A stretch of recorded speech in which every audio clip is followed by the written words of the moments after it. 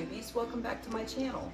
Today we're going to be making hummingbird food, and I'm going to show you guys how to clean the feeders, how I do it anyways, with a safe and effective way to keep them clean and keep our hummingbirds nice and healthy. I had a few of you request this, and I figured I'd get it up. It's a really quick video, really easy to do. I buy a lot of my feeders from the dollar store. They work fine, and if they start leaking, you don't feel bad about throwing them out. So a couple that I have right here were purchased for me for Mother's Day, stuff like that. But I keep them all around the yard, and I try to keep the big birds away from the hummingbirds. So I keep those, feeders for all the rest, the cardinals, the blue jays.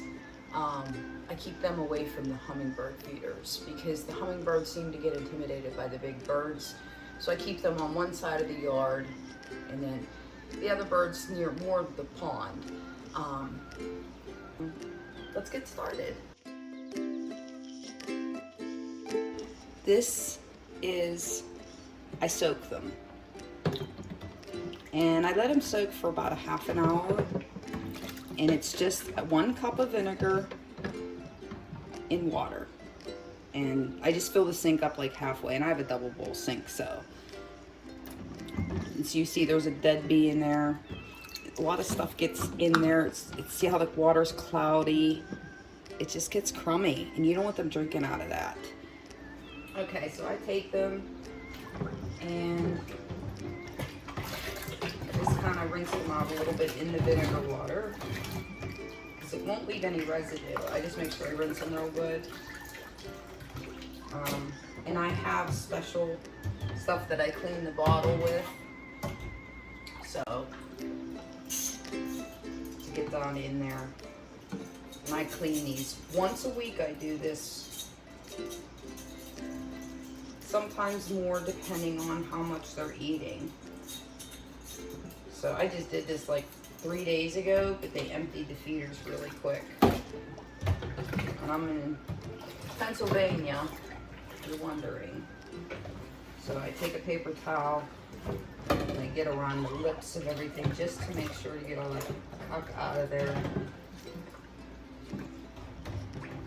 I don't use dish detergent because I don't want it leaving a residue in there. The vinegar works just fine, and I use white distilled vinegar.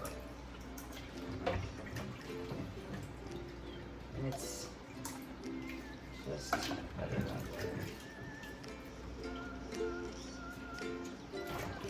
It gets most of it off. It's soaking in here. So, and if you do it consistently, it doesn't get real bad. We do have at the beginning of the year, before the hummingbirds are really coming to the feeder full time, you want to make sure that you at least every 5 to 7 days, even if your feeders are full, take them down, empty them out, because that sugar water gets crummy. You don't want them drinking that. So that is what I do. If we take responsibility to feed them, we need to take the responsibility to keep them healthy and keep them clean. Just like you do with your dog or cat bowls. I hope you're doing that anyways. Just like we do with ours. Okay. Those are all clean. So, all I do for the hummingbird food is you don't want to use any dyes. You just want to use water. I do 4 cups of water to 1 cup of sugar. So it's 4 to 1. And then I just throw it in the microwave. Okay, so I put mine in the microwave for 1 minute for 4 cups. Your microwave may be different than my microwave. You can also boil the water. But if I'm trying, mine, they don't give me time to feed them. So as soon as I take them feeders down, they're out there waiting. So they give me no time. And I never think about it in advance, like make it and prepare it and get it ready. and I don't have the room. It's just, I don't like that. I like it completely fresh, but you know, they never give me time. So when I'm out there and I'm putting the feeders back up that are full, they're right there waiting. So, okay, and then pour your sugar in. Just stir it up until it's completely dissolved. You do not have to make it boiling. It does not need to be extremely hot. It just needs to be warm enough to melt the sugar. You know, by the time I get it in the feeders and get it outside, it's perfectly fine for them to drink.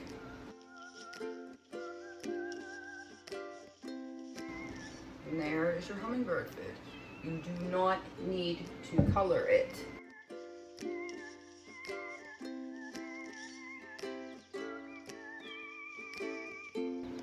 Trust me on this.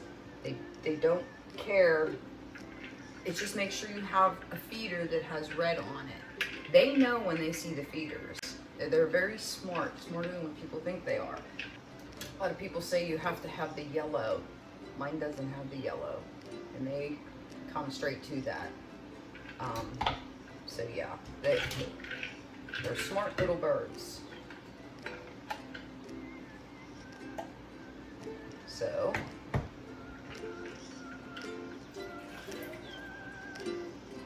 pour it in.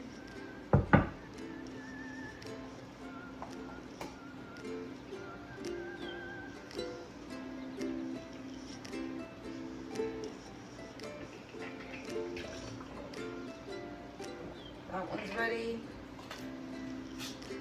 I feel like the more expensive ones are trickier to get to seal. I don't know why. I think they would be better, but I feel like the least expensive they are, the better they hold up. And they don't leak. But the more fancy ones tend to leak. Okay. I'm gonna hang them and I'm gonna feed them because they're probably out there waiting.